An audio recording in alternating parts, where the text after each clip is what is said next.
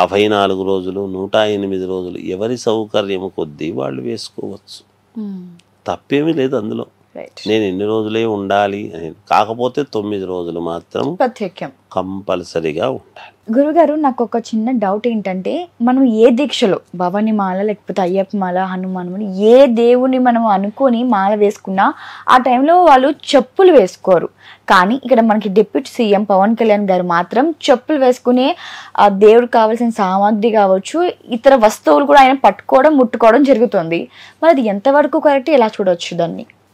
అమ్మా, ఇది ఒకటి మాట్లాడాలి మనం. నిజానికి చాప నిద్ర, బ్రహ్మచర్య దీక్ష, అవును, రోజు అమ్మవారిని అనేక రకాల మాలాంటి వాళ్ళమంటే నిత్యము పూజలు ఆరాధన చేస్తూ ఉంటాము కాబట్టి ఆరాధించే విధానంలో శాస్త్రోక్తముగా ఆరాధించాలి అంటే దానికి అంగన్యాస కరన్యాసములతో చేసేటువంటి ఒక విద్యా విధానం అనేటువంటి ఒక విధానం అనేది ఒక పద్ధతి ఉంటుంది దానికి. అవి లేకుండా చేయటం అనేటువంటిది కాదు. కొంతమంది అర్చనల ద్వారా కుంకుమార్చన చేస్తూ అనుకూలాన్ని బట్టి చేసుకునేటువంటి విధానం అనేది ఉంటుంది. మీరన్నారు చెప్పులు వేసుకోవటము అనేటువంటిది, చెప్పులు వేసుకోకూడదు. కానీ దీంట్లో ఒక ఇది, మనము రెగ్యులర్గా వాడేటువంటి చెప్పులు వేసుకోకూడదు. అదే పనిగా దీక్షాపరంగా ఏమైనా మరి బయట కూడా పరిస్థితులు, ఇంగిళ్ళు అవి ఇవి ఎవరో ఉమ్ముతారు, తొక్కడము చేయటము, ఇవన్నీ ఎలా ఉంటాయో తెలియదు.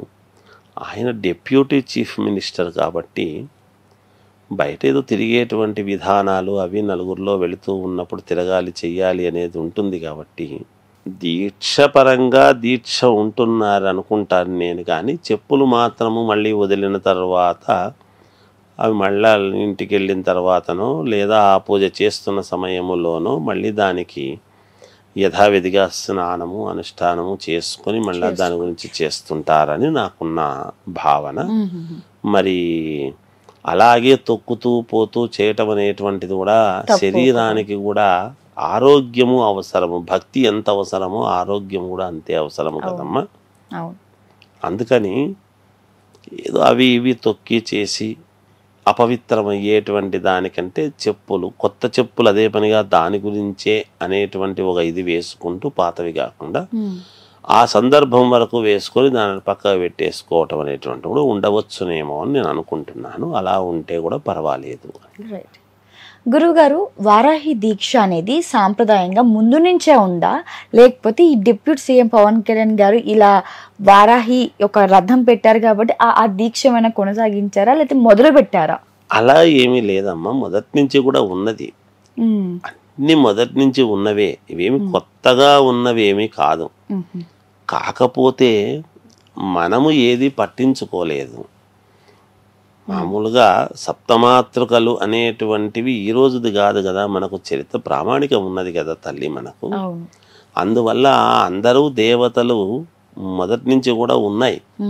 నేను ఇదే చెప్తున్నాను కదా, ఎప్పుడో రాజులు పూర్వము ధనాన్ని ఒక చోట అని పెట్టి ఒక పద్ధతి అని చెప్పి చేసి ఉండేవాళ్ళు. అందుకని ఇవన్నీ కూడా మొదటి నుంచి కూడా ఉన్నాయమ్మా. కాకపోతే పవన్ కళ్యాణ్ గారు ఎంచుకోవటం అనేటువంటిది ఆ వారాహి అనేటువంటిది ఎంచుకుని, అంటే వరాహము అని. వరాహము అంటే ఏమిటి మనకు తెలుసు. వరాహ రూపము అంటే పంది అవతారం. మరి మనకు దశావతారాలలో శ్రీ మహావిష్ణువు వరాహ అవతారం ఎత్తాడు అనేటువంటిది తెలుసు. వరాహము పురుష అవతారము అనేటువంటిది ఎప్పుడైతే ఉంటుందో స్త్రీ అవతారం ఉండాలి కదా, వారాహి. వరాహము వారాహి. అందుకని ఏది కూడా ప్రతిది ప్రామాణికము మనకు ఉన్నాయి, లేకపోలేదు. వారాహి అమ్మవారు అనేటువంటిది మొదటి నుంచి కూడా ఉన్నది. ఆయన ఆ రథానికి పేరు పెట్టుకోవటం అనేటువంటి దాని వలన ప్రతి వాళ్ళ యొక్క దృష్టి అటువైపుకు పడడం జరిగినది. మళ్ళీ అందరూ ఒక్కసారిగా తదేక దృష్టితో దాన్ని చేయడం జరుగుతుంది. పలకలేని వాళ్ళు వరాహం అనడము, వారాహి అమ్మవారు అనేటువంటిది అది చాలా మహిమాన్వితమైనటువంటి ఇదమ్మా. పేరు తలిస్తేనే విజయం అనేటువంటిది ఉన్నది. ఇంకా పూజ నిత్యము అనుష్ఠానంగా చేసుకుంటే దిగ్విజయమే. అందుకు తల్లి. గురువు గారు, మనం ఏ దీక్షలో ఉన్నా దానికంటూ ప్రత్యేక ఒక అలవాట్లు కావచ్చు, లేకపోతే ఒక ఆహారం కావచ్చు, వేసుకునే వస్త్రాలు కావచ్చు, ప్రత్యేకంగా ఉంటాయి. సో సాత్వికమైన భోజనం ఏ దీక్షలో చేసుకుంటారు. కానీ ఇక్కడ డిప్యూటీ సీఎం పవన్ కళ్యాణ్ గారు మాత్రం కేవలం పండ్లు మాత్రమే తినడం, దవాహారం తాగడం మాత్రమే చేస్తున్నారని మనం విన్నాము. అంటే ఎలా ఉంటుంది గురువుగారు ఈ వారాహి దీక్ష అనేది? మనం మొదటగా ఇప్పుడు వింటున్నాం కాబట్టి, అండ్ ఎలాంటి ఫుడ్ తీసుకుంటారు, ఎలాంటి ఆహారం వాళ్ళు స్వీకరిస్తుంటారు ఈ ప్రత్యేకమైన దీక్షలో? దీక్ష అంటేనే మనము రెగ్యులర్గా తినేటువంటి తిండి అనేటువంటిది కాదమ్మా నిజానికి. అందుకే ఇవన్నీ కలిస్తేనే దీక్ష అనేటువంటి పదం పుడుతుంది ఎప్పుడు కూడా. వాస్తవానికి పళ్ళు, పాలు, ఈ అల్పాహారం ఇవి తీసుకోవటమే న్యాయం. నేను అన్నం తింటాను ఒక పూటనే ఉంటాను, అలా అది దీక్ష కాదు. మనం ఏదైతే రోజు తినబడేటువంటి అన్నం అనేటువంటిది ఉన్నదో ఘన పదార్థం అన్నం. ఘన పదార్థము అనేటువంటిది ఇంకా తీసుకోవటానికి లేదు. దీక్ష అనేటువంటిది ఉన్నప్పుడు ఏమిటి అంటే ద్రవ పదార్థం. అన్నము అనేటువంటిది ఏమిటి అంటే మనకు అరగటానికి 4 గంటల సమయం పడుతుంది. ద్రవ పదార్థం వెంటనే తొందరగా జీర్ణించకపోతుంది. అందువలన సాత్వికమైనటువంటి ఆహారం, పళ్ళు ఇవి తీసుకుంటే తొందరగా ఇది కావటానికి ఒకటి. అంటే నిరంతరము మనము అదే అమ్మవారిని స్మరిస్తూ చేస్తూ ఒక దీక్షాపరముగా మనం పెట్టుకున్నాము, అన్నం అనేటువంటి మాట ఉండదు. ఆయన చేసేదే కరెక్ట్, అందులో సందేహం లేదు. గురుగారు, ఎవరైనా పూజలు చేయాలంటే ఏదైనా అంటే ఇప్పుడు మామూలుగా కూడా మనం ఏదైనా దీక్ష తీసుకోవాలంటే పూజారులు వాళ్ళ ఆలోచన కాకపోతే లేకపోతే వాళ్ళ నుంచి ఇచ్చే సలహాలు తీసుకొని చేస్తారు.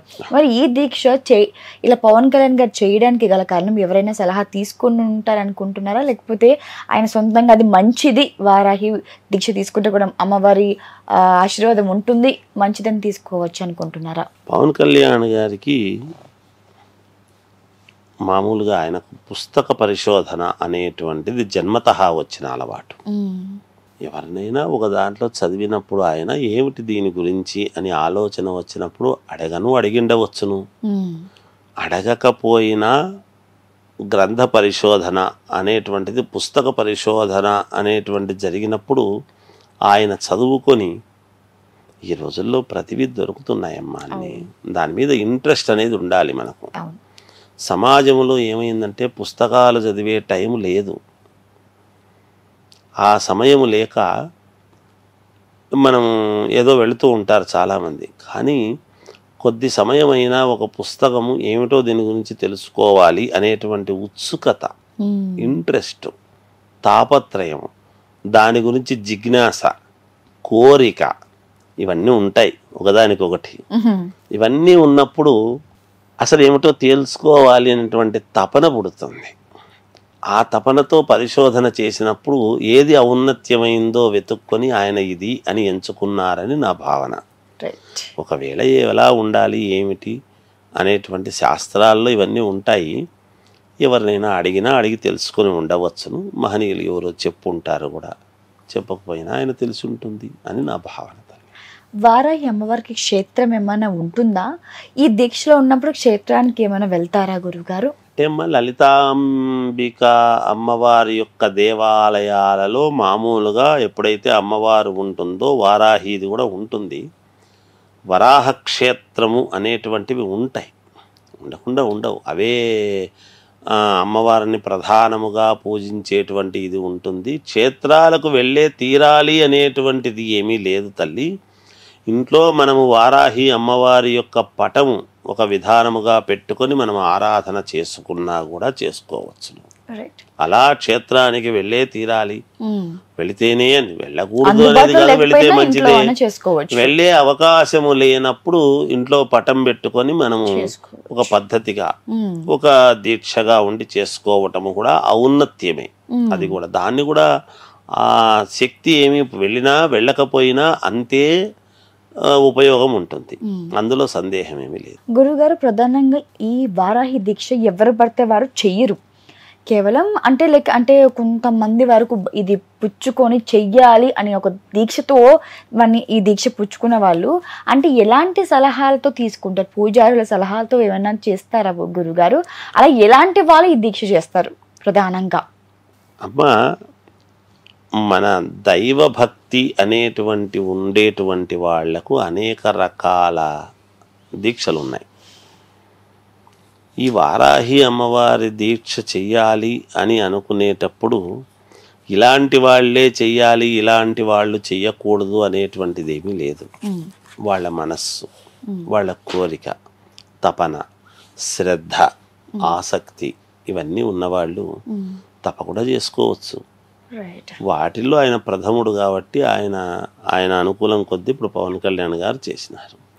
ఇంకా ఎంతోమంది ఇవి చేసుకునేటువంటి వాళ్ళు, ఆయన ఒక లిటరరీ పర్సనాలిటీ, విఐపి, ఆయన చేసినాడు అనేది ప్రపంచానికి తెలుస్తుంది. తెలియక చాలామంది మామూలుగా అవే నిరంతరము ఆరాధనతో చేసేటువంటి మహనీయులు పూర్వం చాలామంది ఉన్నారమ్మా.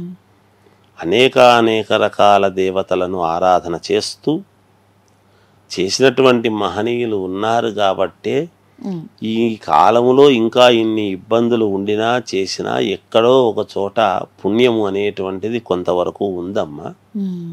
అంత సులభంగా ఎవరూ లేరు అని అనడానికి లేదు, చాలామంది ఉన్నారు, చేస్తున్నారు. గురుగారికి చివరిగా ఈ దీక్ష చేయాలి అంటే స్పెసిఫిక్గా ఈ రోజు ఆ రోజు అంటూ ఏమైనా ఉంటుందా, లేకపోతే ఈ దీక్ష చేయాలంటే ఎలాంటి రోజుల్లో చేస్తారు, ఎలాంటి సందర్భాలు చేస్తే ఈ దీక్ష మరింతగా ఫలించి మన జీవితాలు బాగుంటుంటాయి? ఇప్పుడు మనకు గుప్త నవరాత్రులు అనేటువంటివి సంవత్సరములో ప్రతి సంవత్సరములోనూ మనకున్నటువంటి ఇది ఎప్పుడెప్పుడు వస్తాయి అని ఉన్నది మనకు. దాంట్లో మనకు ఇదొకటి ప్రామాణికము, దసరా పండుగ, మరి పాడ్యమి, ఉగాది పండుగ నుంచి నవమి వరకు ఒక ఇది, ఇలా ఉన్నాయి. ఇప్పుడు ఏమిటి ఇలాంటిది, ఇప్పుడు వారాహి అనేటువంటి దీక్ష ఇప్పుడే ఎందుకు అంటే ఈ అమావాస్య అయిపోతూనే ఆషాఢ మాసము ప్రారంభంలో వస్తాయి.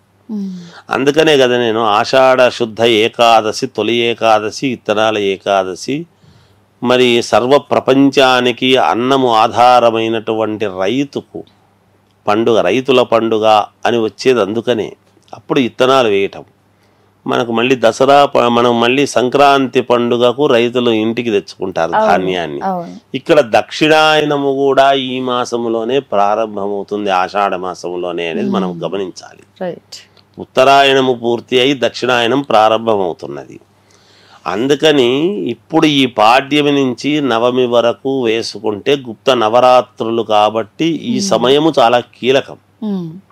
అమ్మవారికి ఎప్పుడైతే ప్రాధాన్యత అప్పుడు మనం వేసుకోవాలి కానీ, దీక్ష ఉండాలి కానీ, మనకు బుద్ధి పుట్టినట్టుగా ఎప్పుడంటే అప్పుడు నాకు ఇప్పుడు ఖాళీ దొరికింది కదా నేను వేసుకుంటాను అనేటువంటిది కాదు. అమ్మవారి ప్రత్యేకమైన రోజుల్లో, అమ్మవారికి ప్రత్యేకమైన మనకు ఫలితాలు, మంచి ఫలితాలు రావాలి అన్న దసరా పండుగ మామూలుగా ఆశ్వీజ శుద్ధ పాడ్యమి నుంచి విజయదశమి వరకు దసరా పండుగ, అప్పుడు వేసుకోవచ్చు దసరా పండుగలలో, అలా ఉండవచ్చును. అలా ఇప్పుడు అప్పుడు ఒక పద్ధతి, ఒక విధానము అనేటువంటిది ప్రతిదానికి ఉంటుందమ్మా. అందువల్లనే ఇప్పుడు దీంట్లో విషయం ఏమిటి అంటే ఒక 10 రోజులు, నేను 20 రోజులు ఉండాలి అనుకునేటువంటి వాళ్ళు ఇంకొక 10 రోజుల ముందు నుంచి దీక్షగా ఉండటము, సరిగ్గా నవరాత్రులు అయిపోయే సమయానికి దీక్షను వదులుకోవడం అనేటువంటిది ఉంటుంది. లేదు మామూలుగా అమావాస్య అయిపోయిన మరుసటి రోజు నుంచి ఏకాదశి వరకు ఉండడం జరుగుతుంటుంది. అలా అనుకూలాన్ని బట్టి వేసుకుంటారమ్మా, చేసుకోవచ్చు. ధన్యవాదాలు గురుజీ. జయోస్తు.